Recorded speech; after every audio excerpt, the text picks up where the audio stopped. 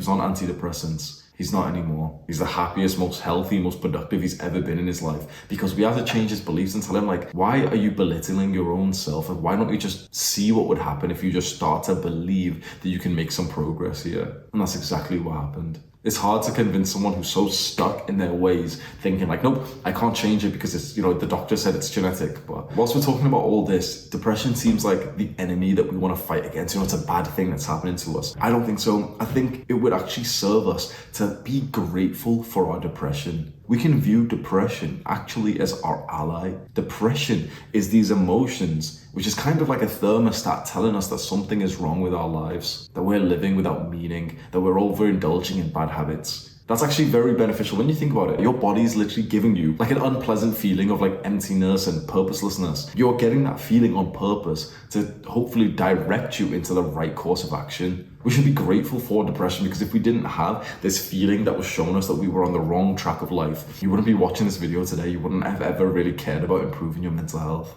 And so how do you cure depression? First off, you need to stop doing the things that are causing you to feel that way, which is those instant gratification activities. And this is like a hard to swallow pill for a lot of people, because they really don't want to admit they're so certain that, video games and lack of sunlight and lack of water and lack of proper nutrition are causing them to feel negative and empty and nihilistic, but it probably is the case. We need to stop doing those bad habits, and we need to start doing the good mental health practices that you're going to learn in this guide. Now, there's a very interesting concept of depression that we can talk about here, which is that having depression actually makes it hard, if not impossible, to do the things that would ease depression. So when you have depression, it almost feels like you have an inability to be productive and to do the right things that would ease depression. It's almost like a catch-22. It's like a very deadly cycle. And so I want to reframe your mind here to empower you to be able to make some changes in your life. Don't think about it as depression stopping you from being able to do like the good habits and, forcing you to stay on the bad habits. And simply just look at all this as it is: habits. If we can nail just the habits without this extra belief, like, oh yeah, well, I'm handicapped because I have this issue.